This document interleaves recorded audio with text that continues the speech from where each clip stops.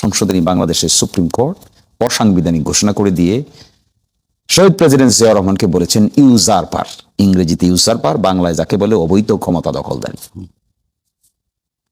এইবার যে বিএনপি ক্ষমতা আসলো, এটাও তো একটা অস্বাভাবিক প্রক্রিয়া আসলো। অস্বাভাবিকতাটা কি? অস্বাভাবিকতাটা হলো নির্বাচনের টাইমটাই অস্বাভাবিক। নির্বাচন তো হওয়ার কথা না, 26 সালের 12 ফেব্রুয়ারি থেকে ইলেকশন করবে। অস্বাভাবিক টাইমে নির্বাচন, একটা অস্বাভাবিক সরকারের অধীনে নির্বাচন, একটা বিপ্লবের পরে গঠিত সরকারের অধীনে নির্বাচন, সংবিধানের বহু কিছু অ্যাব্রোগেট হয়ে গেছে, তারপরে সরকার গঠন, জনগণের ইচ্ছার বহিঃপ্রকাশ হিসেবে বিচার হচ্ছে, সংস্কার হচ্ছে, নির্বাচন হচ্ছে। এখন দেখেন কি আশ্চর্য, বিএনপি এসে এখন নিয়মের কথা বলছে। তাহলে তাদের প্যান্ডোরা বক্সটা ওপেন হয়েছিল পঞ্চম সংশোধনী করার পরে। বক্সটা যখন ওপেন হয়, হওয়ার পরে 15th amendment of the constitution pass হয়। আপনি কনস্টিটিউশন দেখবেন A to Z শুধু পরিবর্তন আর পরিবর্তন আর পরিবর্তন। তাহলে এইবার আদালতে কি নিচ্ছেন? তারাই নিচ্ছেন আদালতে, তাদের ইন্ধনে যাচ্ছে আদালতে, সরকারের ইন্ধনে আদালতে যাচ্ছে।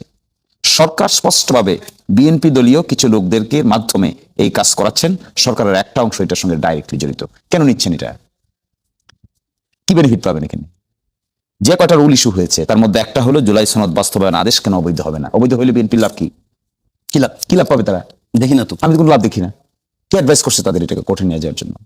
সেকেন্ড প্রশ্ন, গণভোটের প্রশ্নটাকে তারা প্রশ্নবিদ্ধ করেছেন, বলেছেন যে গণভোটের সেকশন 3 অফ দি গণভোট অধ্যাদেশ এটা কেন অসাংবিধানিক হবে না? গণভোট ধরেন অসাংবিধানিক হয়ে গেল। ফর এক্সাম্পল, এমিকাস কিউরি ডাকলো, কয়েকদিন ধরে আলাপ আলোচনা হলো, অবশ্যই ডিক্লেয়ার্ড গণভোট অসাংবিধানিক। বিএনপি কি পাবে? সরকার কি পাবে? জুলাই অভ্যুত্থানকারীরা কি পাবে? এটা তো সুস্পষ্ট, বিএনপি জুলাই অভ্যুত্থানের পক্ষের শক্তি। অবশ্যই আরো যারা এর সঙ্গে আছেন তারা সকলেই পক্ষের শক্তি। হাবটের ক্যাম্পেইন করেছেন তারা, অবশ্যই প্রকাশ্যে হাবটের ক্যাম্পেইন করেছেন। এটাকে আবার আদালতে নিয়ে যাচ্ছেন, যে আদালতে নিয়ে রুল জারি করাচ্ছেন, মেকানিজম করেছেন তো স্পষ্ট, আমি দেখেছি, I was the witness. Mechanism করেছেন, চুরি কর, গৃহস্থের কর, সজাগ থাক, মাঝখানে বলে আমার রুল দরকার।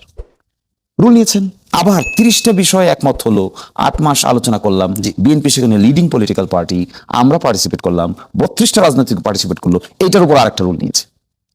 যেগুলো দ্বিমত পোষণ করেছে এটা না, যেগুলো একমত হয়েছে। আচ্ছা, একটু আপনাকে একটু পরিচয় করে দিই। আমাদের মাঝে ইতিমধ্যে এসে উপস্থিত হয়েছেন doctor Asaduzzaman Ripon, vice chairman Bangladesh জাতীয়তাবাদী দল বিএনপি। জি, আমি এটা বলছি, এই বক্স যদি ওপেন হয়, কি বক্স ওপেন হচ্ছে? জুলাই সনদ বাস্তবায়ন আদেশ বাতিল, একটা ওপেন হলো। গণভোট অধ্যাদেশের সেকশন 3 বাতিল, গণভোট গেল। তারপরে শিডিউল অব দি জুলাই গণভোট অধ্যাদেশ 30টা কনসেনসাসের বিষয় গেল। উচ্চকক্ষ নিম্নকক্ষের প্রস্তাব তারাই 31 দফায় উচ্চকক্ষ নিম্নকক্ষ আছে, এটাই তো কনসেনসাসের অংশ। এইটার উপর রুল চাইছে যে পিআর এর ব্যাপারটা একদিকে না, এটা পিআর না তো। 30-এর মধ্যে যেখানে একমত হয়েছে সেখানে তো পিআর নাই। সেখানে আছে বাংলাদেশে একটা বাই ক্যামেরাল পার্লামেন্ট হবে, উচ্চকক্ষ হবে, নিম্নকক্ষ হবে, এতটুকুর ভিতরে সকলে একমত। উচ্চকক্ষ কিভাবে গঠিত হবে এই ব্যাপারে দ্বিমত আছে, ডিসেন্ট আছে। কিন্তু যেখানে নোট অফ ডিসেন্ট নাই, সেটার বিরুদ্ধে যে রুল নিয়ে আসছে। এই জন্য আমার কাছে মাঝে মাঝে মনে হয় BNP is big political party, it's big political party, but rudderless sometimes. আচ্ছা, শিশির আপনাকে একটা আমি প্রশ্ন, আমি বাংলা ইংরেজিতে আমার সিনিয়র বলতেন, do not play with everything, there are some missile which are unguided missile. আমার ওই দিন আদালতে বিএনপির লোকদের কর্মকাণ্ড দেখে মনে হয়েছে they are acting as an unguided missile. তারা জানেন না এটা কোথায় গিয়ে শেষ হবে। আচ্ছা, এরকম মিসাইল নিয়ে খেলা করছেন, মারছেনও, কিন্তু ডেস্টিনেশন জানেন। আচ্ছা, আপনাকে দুইটা বিচার করতে পারবেন না। ক্রাইসিসটা কখন শুরু হলো? ক্রাইসিসটা শুরু হলো when BNP decline to take oath. Election পর্যন্ত তো ওকে, 2/3 মেজরিটি পেয়েছে, ওকে, দেয়ার ওয়াজ নো কোয়েশ্চেন। প্রশ্ন আসলো ওথ নেওয়ার, শপথ নেওয়ার।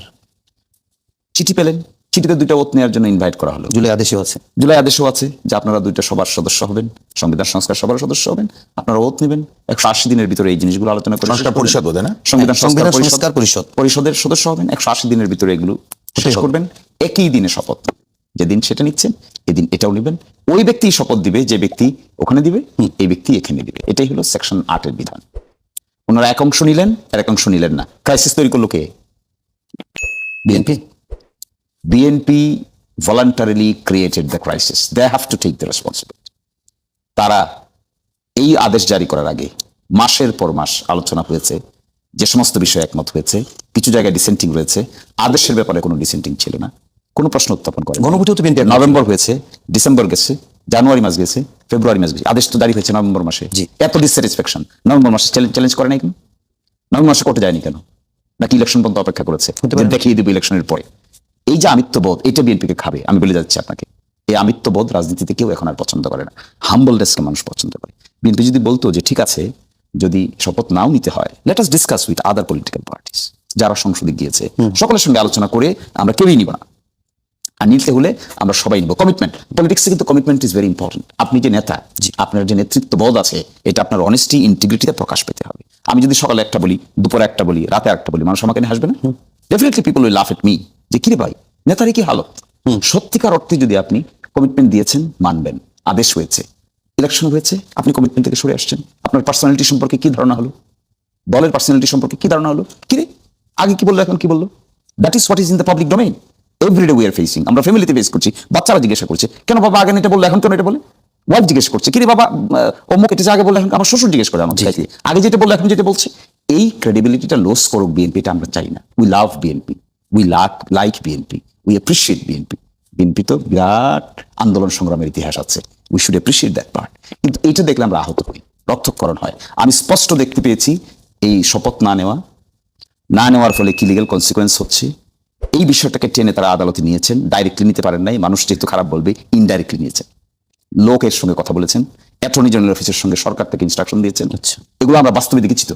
আমাদেরকে তো না বলে কোনো লাভ হবে না, আমাদেরকে তো লুকিয়ে লাভ হবে না। We are participants there. Attorney general অফিসকে বলেছেন, কি বলেছেন, এত বেশি অপস করার দরকার নেই।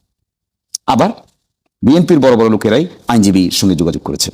এই রিট পিটিশন ফরমায়েশি আমি বলে যাচ্ছি আজকে আপনাদের সামনে, ফরমায়েশি রিট পিটিশন এগুলো করানো হয়েছে এবং করানো করে এই যে পর্যন্ত আমাদের এইটা কোনো আমার আপত্তি নাই যে কোর্ট রুল জারি করবে, এটা আমার আপত্তি নাই, ইন্ডিপেন্ডেন্ট হলে এটা আমার আপত্তি নাই। কিন্তু আমার দুঃখটা সেই জায়গায়, বিএনপি কেন এটার পিছন থেকে কলকাঠি নাড়িতে হচ্ছে? আমরা একটু বিএনপি মাই পয়েন্ট অফ আমি একটু বিএনপি আসাদুজ্জামান রিপন ভাই যেটি বললেন প্রশ্ন আর আমি নাই করি যে আসলে বিএনপির লাভ কি? আমি ওই জায়গাটাতেই মানে এর আগের পর্বে যেটা বলেছিলাম যে আমি তো বিশ্বাস প্রশ্ন আমি রেখে যাই, পরে আপনার কাছ থেকে একটু উত্তর নেব। সেটা হচ্ছে যে 30টি বিষয়ের ক্ষেত্রে একমত বিএনপি, মানে 30টি বিষয়ে যে রাজনৈতিক দলগুলো এক হয়েছে সেটিও গণভোটে লেখা আছে।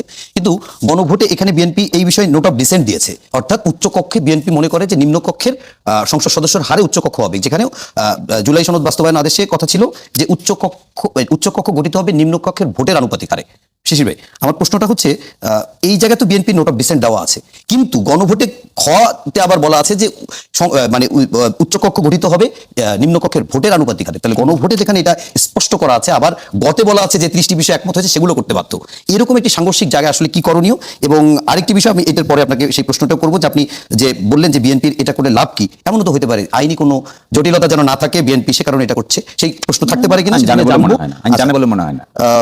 রিপন ভাই, আপনার কাছে অনেকগুলো প্রশ্ন, এই প্রশ্নগুলো শিশির মনিরের বক্তব্য থেকে এসছে।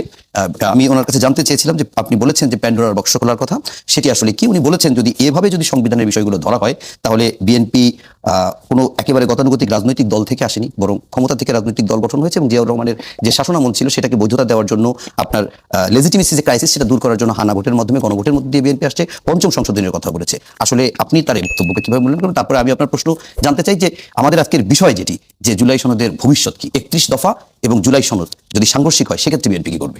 ধন্যবাদ আপনাকে। আমি আসলে জনাব শিশির মনিরের পুরো বক্তব্যটা আমি শুনিনি। আমি আপনার উত্থাপিত বিষয় থেকে আমি বুঝতে পারলাম যে উনি এই বিষয়ে কথা বলেছেন। নম্বর ওয়ান, আমি আমার দুটো বিষয় অজ্ঞতা আছে।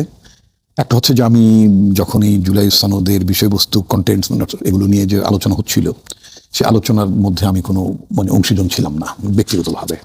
অতএব খুব থরলি এটা মানে করা, পর্যবেক্ষণ করা, এটার প্রোজ অ্যান্ড কনস বোঝার, জানার সুযোগ আমার অলমোস্ট ছিল না। আপনার মতোই পত্রপত্রিকা পড়ে শুনে এইভাবেই মতামত জেনে যতটুকু বোঝার চেষ্টা করেছি। সেই জায়গা থেকে যদি প্রশ্নটা হয় যে অবৈধ হলে লাভ কি জুলাই সনদ? দ্বিতীয়ত হচ্ছে আমি তার মতো মানে আইন পেশার লোক নই। আমি যা বলবো সেটা নেহাত আমার মানে কমন সেন্সের মধ্যে। আমি অনেক আইনের মুরব্বীজনদের কাছে শুনেছি law is nothing but a common sense, শুনেছি তাদের কাছে, আমি জানি না। যদি আমি আইন পড়েছি কিন্তু মানে কখনো আমি আইন নড়ে প্র্যাকটিস করা হয়নি, হোয়াট এভার। তো যেটা বলতে চাই সেটা হচ্ছে যে বিষয়টা যদি মানে আপনার এবং মানে ওনার বরাদ্দে আপনি যেভাবে উত্থাপন করেছেন তাতে মনে হলো, বা আমি শেষ মুহূর্তে যখন ওনার আলোচনায় যখন এখানে অংশ নিলাম তাতে করে মনে হলো যে এখানে বিষয়টা যে আদালতে গড়িয়েছে, এই আদালতের গড়ানোর প্রক্রিয়ার মধ্যে বিএনপির একটা অংশগ্রহণ বা বিএনপির একটা ভূমিকা ছিল, আমরা এটাই বুঝাতে চেয়েছেন। আচ্ছা, তো বিএনপি এটা, হ্যাঁ, এখন মানে আদালতে যেহেতু বিষয়টা উত্থাপিত হয়েছে তো স্বাভাবিকভাবেই এখানে মানে সরকারের একজন এখন কি অ্যাটর্নি জেনারেল মানে ফুল ফ্লেজেড নিয়োগ হয়েছেন? না, ফুল প্লেজেড মানে but আগের জন্যই ভারপ্রাপ্ত আছে। মানে তিনি তো ওখানে ছিলেন বোধহয়। তিনি ছিলেন। হ্যাঁ, আচ্ছা। তো মানে সরকারের যিনি ভারপ্রাপ্ত অ্যাটর্নি জেনারেল অর্থাৎ অ্যাটর্নি জেনারেল অফিসের যিনি এখন বর্তমানে প্রধান হিসেবে আছেন বা দায়িত্ব পালন করছেন, তিনি হয়তো সরকারকে রিপ্রেজেন্ট করেছেন। এটার মধ্যে বিএনপি আমি ব্যক্তিগতভাবে বুঝতে চাই না, ভাবতে চাই না, মানতেও চাই না। তাকে আমি ধন্যবাদ দেব, তিনি যে বিএনপি যে জুলাই আন্দোলনের যে একজন বড় অংশীজন সেটা তিনি বলেছেন। হ্যাঁ, উনি বলেছেন। আচ্ছা, তো সেজন্য তাকে ধন্যবাদ দিতে চাই। আমার কথা হচ্ছে যারা জুলাই আন্দোলনের একজন অংশীজন, যারা একটা ফ্যাসিজমকে পতন ঘটানোর জন্য যারা অনেক বড় ভূমিকা পালন করছে, অনেক মানে ত্যাগ করতেছে যেই দলটি এবং যেই দলের নেতা কর্মীদেরও, আজকে আমি আপনার সামনে বসে কথা বলছি, আমার বিরুদ্ধে তো প্রায় 36টি মামলা ছিল এবং যদি আর 4 থেকে 6 মাস যদি শেখ হাসিনা কন্টিনিউ করতেন তাহলে তো আমার কমপক্ষে 36 বছর জেল হতো, যে সমস্ত ভয়াবহ ধারায় মামলা ছিল। আমি তো সেখান থেকে গেট রিড অফ হয়েছি, আমি তো সেখানে মুক্ত হয়েছি। আমি রাতে বাসায় ঘুমাই, সকালবেলা যানজট ঠেলে কোর্টে যেতে হয় না টাইম মেনটেন করার জন্য। আমার তো একটু বয়স হয়েছে, এই অবস্থায় আমি মানে ওই যে কি বলে উবারের পেছনে মোটরসাইকেলে করে যেতাম, কারণ এখন তো পুরোনো ঢাকায় গাড়ি ঘোড়া নিয়ে একটা জ্যাম হয়, এগুলো এড়ানোর জন্য আবার টাইমলি হাজির হলে আবার জামিন কেটে দিতে পারে, নানান ধরনের ফ্যাসাদ ছিল। এই জিনিসগুলো থেকে ব্যক্তিগতভাবে আমি, আমার পরিবার, আমার সন্তান তারা মুক্ত হয়েছে। এই মাসে টকশোতেও আক্রমণের শিকার হয়েছেন। হ্যাঁ, বহুবার। আমার সাথে একবার ডোনাল্ড নুকে নিয়ে আপনার মনে আছে নিশ্চয়ই? অনেক। আচ্ছা, তো মানে মানে আক্রমণ, বুলিং, হোয়াট নট হয়েছে তো। আচ্ছা, তো এখন এবং যা বলেছি সেটা তো হয়েছে। অন্যরা অনেকেই প্রকাশ্যে বলেছেন যে শেখ হাসিনা এইভাবে পতন ঘটবে, তারা জানতেন এবং একেবারে ফ্রন্ট রানারও পর্যন্ত পাবলিকলি কথা বলেছেন। কিন্তু আমি বলেছি সরকারের পতন অনিবার্য, সরকার অনিবার্যভাবে কলাপস করার দিকে যাচ্ছে, মানে হাসিনা গভর্নমেন্টের কথা বলতাম। আমি হবিগঞ্জে, আপনি কি হবিগঞ্জে না নাকি? সুনামগঞ্জ, আপনার পাশের জেলা হবিগঞ্জে আমি 2024 সালের 30শে মেতে প্রেসিডেন্ট জিয়াউর রহমানের শাহাদত বার্ষিকী উপলক্ষে প্রোগ্রাম আমি খুব ক্যাটেগরিক্যালি বলেছিলাম যে অনিবার্যভাবে সরকার কলাপস করবে, কলাপস করার দিকে এগুচ্ছে। এবং আমার স্ট্রং পজিশন ছিল, আমার পার্টির নেতাদেরকে আমি কমিউনিকেট করার চেষ্টা করেছি, সেটা হচ্ছে নো ওয়ে, এই যাত্রায় সরকার আর টিকছে না। 1 তারিখে তো আমি একেবারেই মানে নিশ্চিত হয়ে গেলাম, মানে 1 আগস্ট আমি বললাম যে তার এখন just we can count the time, not days, we can count the Times, এখন শুধু সময়ের প্রহর গণার সময়টা বাকি। আমি বলেছি, that was my opinion, that was my observation. আমি এটাও বলেছি যে আমি কোনো জ্যোতিষ না, আমি কোনো স্পিরিচুয়াল লিডারও না, আমি একজন রাজনৈতিক কর্মী। 2 2 4 থেকে 1 মাইনাস হলে 3 হয়, ওর সাথে আরো 7 যোগ করলে 10, এটা অঙ্ক, পলিটিক্স নাথিং বাট ম্যাথমেটিক্স নাকি। আমি দীর্ঘদিন এই জায়গাতে যেহেতু আমার মানে পর্যবেক্ষণ থাকে, আমার অংশগ্রহণ থাকে, আমি বুঝতে পেরেছি। আমার কথা হচ্ছে এটার মধ্যে এই যে পতনটা হলো, সেখানে তো আমার কথা বলার মধ্যে দিয়ে রাজপথ থেকে শুরু করে আন্দোলনের মানে অংশগ্রহণ করে বা মামলা ভুক্তভোগী নানাভাবে তো এটার মধ্যে আমি তো একজন ব্যক্তিগত অংশীজন। আমি তো এটা সফলতা চাই। আমি তো চাই যে পুরনো ধ্যান ধারণার পচা রাজনীতি, গন্ধযুক্ত রাজনীতিটা যাতে ফেরত না আসে। আমরা একটা ভালো নির্বাচন হবে, জনগণ ভোট দিতে পারবে, জনগণের সরকার হবে, এবং সেই সরকারকে প্রশ্ন করা যাবে, সরকার প্রশ্নের উত্তর দিতে পারবে, একটা ডেমোক্রেটিক পলিটি থাকবে, একটা ট্রান্সপারেন্সি থাকবে সরকার পরিচালনার মধ্য দিয়ে, তাই না? তো এই জিনিসগুলো তো থাকবে। আইন প্রক্রিয়ায় মানুষের এখন বর্তমান ব্যবস্থায় মানুষের অংশগ্রহণ নাই। আমি বহুবার টকশোতে, আপনার টকশোতে বলেছেন যে আমি খুব ভীষণভাবে চিন্তা করি ভোটাররাও কিভাবে আইন প্রক্রিয়া অংশ নিতে পারে, মানে আইন প্রণয়নের ক্ষেত্রে নিজেরা করবেন না, বা তাদের প্রস্তাবটা যেতে পারে। পৃথিবীর বহু গণতান্ত্রিক দেশে এই ধরনের প্রস্তাব হয়, যায়, তারা পিটিশন করে, পিটিশনের মধ্য দিয়ে যেতে পারে। এখন কথা হচ্ছে আমি মানতে চাই না যে মানে মানে মানে অ্যাজ পার হিজ কমপ্লেইন অথবা তার অবজারভেশন যে বিএনপি এটা করতে চাচ্ছে। রিপন ভাই, আপনার বক্তব্য কিন্তু অনেকটাই স্পষ্ট এবং অনেক ইতিবাচকই বলা যায় জুলাই সনদ। আমি যতটুকু আপনার কথা শুনলাম, কিন্তু তারপরে একটা প্রশ্ন আপনার কাছে রেখে যায়, যে প্রশ্নটি শিশির মনিরও রেখেছে, সেটি হচ্ছে এই সংবিধান সংস্কার পরিষদ যদি অবৈধ হয়, আমি বলতে চাচ্ছি বিএনপির এই যে আদালতে যাওয়ার পেছনে আমি বুঝতে চাই অ্যাসোসিয়েট ছিলেন এবং তখনকার 2 নেত্রী, প্রয়াত বেগম খালেদা জিয়া এবং তখন বিরোধী দলের নেত্রী শেখ হাসিনা, দুইজনেরই উনি আইনজীবী ছিলেন। তো প্রথমে আমাদের একটা বিষয় ক্লিয়ার করা দরকার যে এটা আমি আর প্রসঙ্গ টানছি না, কারণ আমি ফেসবুকও চালাই না, মানসিক যন্ত্রণা থেকে মুক্ত। তো ফেসবুকে যে দেখছি আমি, আমার মেয়ে বা আমার পরিবার থেকে যে বলছে এই করবে ওই করবে, মানে যে যার মতো করে বলছে, তো সেটা বলুক, সেটাতে আমরা অভ্যস্ত।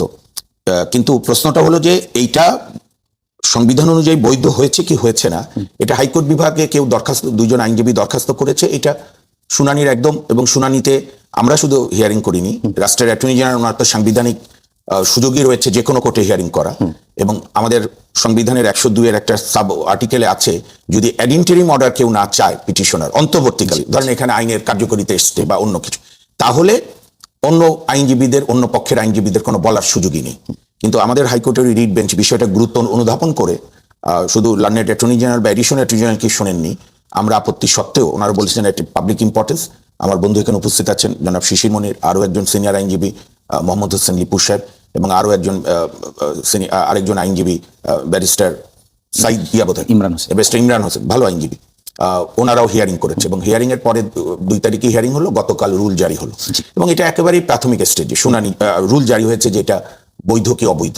এবং আমরাই বলেছি পিটিশনারদের পক্ষ থেকে, আপনি নিশ্চয়ই এই শব্দের সঙ্গে, কারণ আপনি একজন বিদগ্ধ সাংবাদিক, আমরা বলেছি যে আপনারা হিয়ারিং এর সময় কোর্টের একটা টার্ম আছে অ্যামিকাস কিউরি, অর্থাৎ গুরুত্বপূর্ণ সাংবিধানিক বিষয় হলে পক্ষের বিপক্ষের আইনজীবী ছাড়াও যারা সংবিধান বিশেষজ্ঞ সিনিয়র আইনজীবী এই সেক্টরে, আমরা বলেছি তাদেরকেও অ্যামিকাস কিউরি নিয়োগ করেন, যাতে এটা একটা ওয়ান্স ফর অল সেটেল হয়। কতটুকু রাষ্ট্রপতি আর্টিকেল 93 অনুযায়ী অর্ডিন্যান্সের নানা বিষয়গুলো, হ্যাঁ, আমরা ওই নিটিগিটিতে না গেলাম। তো এটা নিয়ে আমার দৃষ্টিতে এটা নিয়ে এত টেনশন, এত আগে থেকেই প্রিএম্প্ট করা, এটার কোনো প্রয়োজন নাই। কেন করেছে সেটা একটু তো জানতে। সেটা করেছে ওই 2 আইনজীবী, এটা তো আমরা তো আইনজীবী, আমরা কেন লড়ছেন সেটি আমরা লড়ছি কারণ ওই 2 জন আইনজীবী আমাকে নিয়োগ দিয়েছে। আচ্ছা, মানে আপনাদের আর্গুমেন্ট, আমাদের পেশাগত দায়িত্ব, মানে আপনাদের যুক্তিটা কি? এটা তো ফ্যাসিস্ট দেশ না যে আর কোনো আইনজীবী কেস করতে পারে, ডেফিনেটলি না, কিন্তু কেন করছে সেটাও তো আমরা জানতে চাই। আমরা তো আপনার কোনো মানে অথরিটেরিয়ান গভর্নমেন্টের আন্ডারে না যে কোনো কেস করা যাবে না। এখানে ওনাদের যুক্তি হচ্ছে যে আর্টিকেল আপনার 93 যে অধ্যাদেশ প্রণয়নের ক্ষমতা প্রেসিডেন্টের, একটাতে গণভোটে, সেইটা মানে সহজ বাংলায় দর্শকদের বোঝার অনুধাবনের সুবিধার্থে যেটা সংবিধানে নাই সেই বিষয়ে উনি অর্ডিন্যান্স দিতে পারে না। আরেকটা হচ্ছে প্রেসিডেন্ট অর্ডার, যেটা সংস্কার অধ্যাদেশ, সংস্কার আদেশ দিয়েছে। প্রেসিডেন্ট অর্ডার দেওয়ার কোনো বিধান আপাতত সংবিধানে নাই। এখন অনেকেই প্রশ্ন করে এর সঙ্গে যে সংবিধানে তো আপনার গণভুত্থানের প্রভিশনও নাই। গণভুত্থানের না থাকুক, আর্টিকেল 37, 38, 39, খুব সম্ভবত 36, এগুলোতে আছে সংগঠনের স্বাধীনতা, চিন্তার স্বাধীনতা, মিছিল সমাবেশ মিটিং করার স্বাধীনতা। এখন আমি খুব শ্রদ্ধার সঙ্গে বলি, জুলাই আন্দোলনে যারা শহীদ হয়েছেন, আমি নিজেও এই জুলাই আন্দোলনে একজন খুবই সামান্য কর্মী, এবং যখন শেখ ফজলুল তাপসের বিরুদ্ধে মামলা করা তো দূরের কথা, তার দিকে কেউ কথাই বলতো না, কোর্ট পর্যন্ত অবনত হয়ে থাকতো দুর্ভাগ্যজনকভাবে, তখন আমি, মহসিন রশিদ এবং আমাদের আরেক বন্ধু শাহ আহমেদ বাদল, আমরা শেখ তাপস একটা খুব আপত্তিকর মন্তব্য করেছিল যে আমি প্রধান বিচারপতিকেও নামিয়ে দিয়েছিলাম, তারপরে বুদ্ধিজীবীদের বুড়িগঙ্গার কালো পানিতে ভাসিয়ে দেবো বস্তায় ভরে, যেটা পরবর্তীতে ফাঁস হয়ে যায়। হ্যাঁ, তখন আমরা না প্রকাশ্যই বলেছিল সুপ্রিম কোর্ট বারের একটা অডিটোরিয়ামের সভায়, ওদের কি যেন সংগঠনের সভায়, সিনা বাবুকে নামানোর প্রশ্ন, এবং আমরা তখন কন্টেম্পট পিটিশন করেছিলাম, এবং আমার মা মারা গেছেন 24 28 মে। সেই টেনশনে যত রকম মানসিক বা পারলে উঠাই নিয়ে, এগুলো তো আমরা সবাই ভুক্তভোগী, আমি সামান্য ভুক্তভোগী, কত প্রাণ গেছে। তো জুলাই আন্দোলন, জুলাই পলিটিক্যাল উইল, সংস্কার পরিবর্তন, এইটার সঙ্গে এইটার কিছু নেই। আমি নিজে মনে করি যে সংবিধানের অনেকগুলো সংস্কার দরকার, রাজনৈতিক সংস্কার দরকার, নিজের সংস্কার দরকার। আমি এই ক্ষেত্রে বলি, মানুষ হতাশ হয়েছে কেন, এই যে 16-17 মাস যে সরকার থাকলো, সমাজের সবচেয়ে ক্রিমরা ওই সরকারের ছিল, যে সেক্টরে, কিন্তু আজকে দুদকে তাদের দুর্নীতির অভিযোগের পাহাড়ে জমেছে। আচ্ছা, আমরা মামুন ভাই এই প্রসঙ্গে পরে আসবো। এই তাদেরই তো সংস্কার হলো না যে সব থাকি। আমরা একটু আপাতত আজকে এই বিষয়টা নিয়ে আলোচনা করতে চাই, তারপর সময় পেলে সেটি নিয়ে আলোচনা করবো। আমি শিশির মনির ভাই যে প্রশ্নটি সৈয়দ মামুন মাহবুব ভাই বললেন যে সংবিধানে তো এটি নাই, এরকম সংবিধানে যেটি নাই সেই বিষয়ে তো রাষ্ট্রপতি আদেশও দিতে পারেন না, তাহলে রাষ্ট্রপতি আসলে কোন জায়গা থেকে আদেশ দিতেন? দেখেন, এখানে এরকম পিস মিল একটা দুটিকে টেনে নিয়ে আপনি